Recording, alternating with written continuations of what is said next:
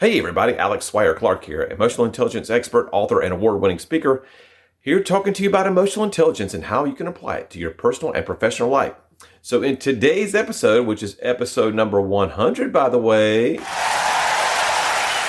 oh man, I never thought I'd make it to 100. That's kind of crazy. When I started this thing back in 2018, and the goal was we're going to put out an episode every week, and we did that pretty consistently for about a year, and then speaking engagements and everything else, life gets in the way and that kind of thing. So still continuing to offer you content because that's what we do here on the channel. Yes. So we have already talked about 2 parts to hiring success. And those were, and also part 2 is all about, I'm just messing. So no, really, parts 1 and 2.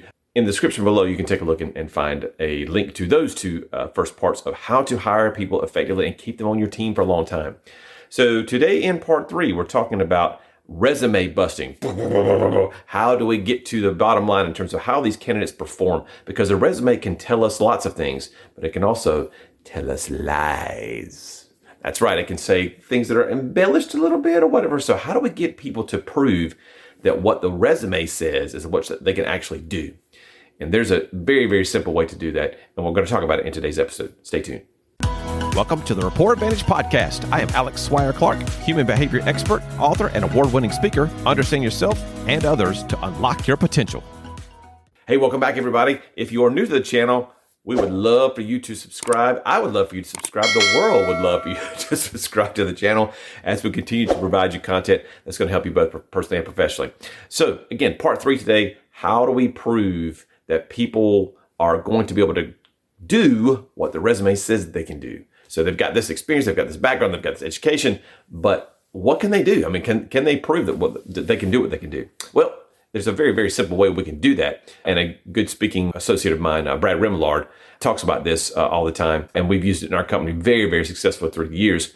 And that is put people in the role before they get the role. Put people in the role before they get the role.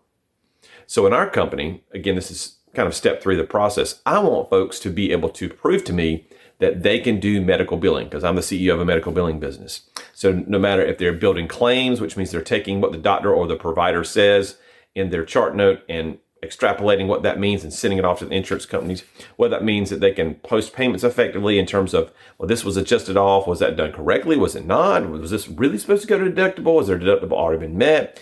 Is it from the follow-up side where they're looking to see, why was this claim denied? And well, this person's still in network and the doctor's still under contract. So, this is the rate we normally charge and you didn't pay for that insurance company, bad insurance company.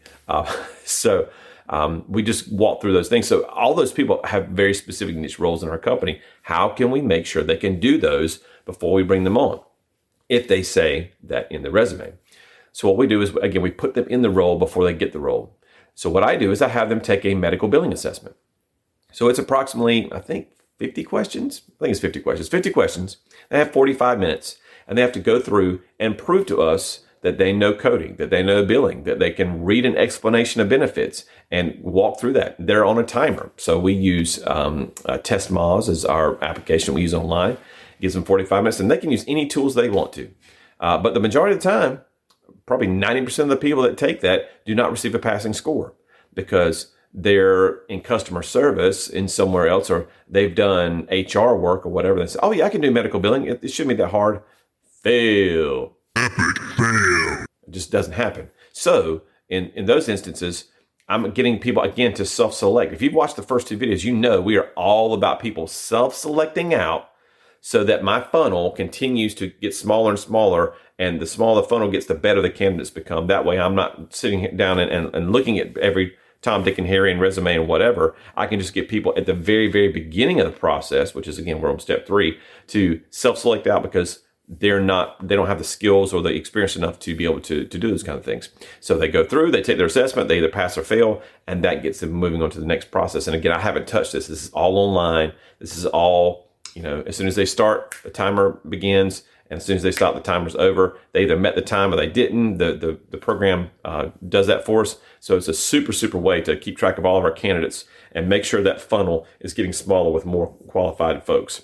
And so if they can do what they say they can do, they have the right to move forward. And then I don't have to wonder, well, once I get them on board, am I going to have to train them a lot? Or, oh, well, their resume said they worked at this hospital over here and they were doing this, but all they did was just patient intake. So basically they were handing out forms, typing in data. Well, that's not medical billing. It's a part of medical billing. Demographics entry, super important, but that's not billing. I mean, billing and coding are two very distinctive things, and you've got to be able to do one of the other if you're in our world and in our role. So from that perspective, I can't hire those folks. They just don't have the experience that we need for them to be able to start immediately. Now, if it's a project and I've got someone who is limited in their experience and it's something that's a little bit more, with my job benchmarking from part 2, if it's a little bit more data entry, then maybe I can bring those people in. Not going to be a whole lot of training time, basic skills required, basic communication skills, typing and that kind of thing. That's a totally different story. But if I'm in the world of medical coding and I've got to know the difference between a 99213 and 214 based upon medical complexity and linking ICD-10 codes properly to the correct CPT code, that's a skill set. And you just don't walk off the street and know that skill set. It's got its own lexicon that any other specialized industry would have, and medical billing does the same thing. So again, hiring is super painful because people can kind of fudge a resume. People can talk about themselves in a certain way that makes them seem better at a certain skill set than they are. So what we want to do is we want to make sure that make sure folks can communicate, putting people in the right seats on the bus, and then as we go through this thing with core values and everything else, now we start talking about skills, and skills matter, of course, but if they can't produce on a very limited scale with being able to say, yes, I can do what this job requires, then they're not going to be able to good fit.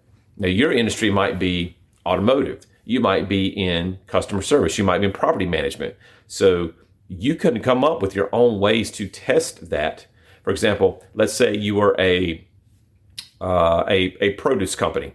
And so you're bagging produce and getting it shipped off to the retailers and things like that. Well, those machines that they use to bag that you load, they do what they have to do. And a person says they have experience on that. Well, have them sign a waiver, have them sign a hold harmless clause, and then go put them out on a machine with a supervisor for 15 minutes and say, all right, what can you tell me about this machine? How do you operate this thing? What are the safety measures involved? You've said on your resume that in the past you've had to commit to safety and protocols. What'd you do? I mean, how does that apply to this machine right here? So that gets people thinking, that gets people understanding, hey, either I can do this or I can't. And so that lets you not waste your time any further, because imagine if you don't do that, right? You don't do that. And you bring someone on, oh, this person looks good on resume. Their little 30-minute interview was wonderful. Let's hire them, because I basically need a warm body right now. I need people on machines. Well, when you do that, and then they're out there on the job, and in the first 5, 6, 7 days, they're on the kind of struggle bus, and your training coordinator's like, gosh, this person they should be able to do this, right? That's what the resume said. And now you spent 7 days, and okay, well, let's wait another 7 days to give them a chance, and then okay, well, let's give them a little bit of warning here at day 21, and then okay, well, day 28, they're just not getting it done. Do we invest more time in training or whatever? And you're 30 days in before you even blinked, and if that person's not going to work out, you've just wasted time, effort, energy, all that kind of good stuff on a person that wasn't a fit in the first place that you could have identified, right? You could have identified that.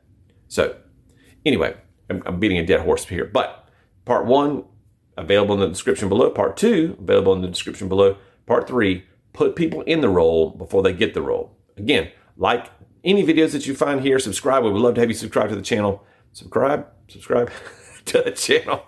And again, we're here for you for all your personal and professional needs when it comes to emotional intelligence and how to apply it. Thanks for watching. See you in the next video.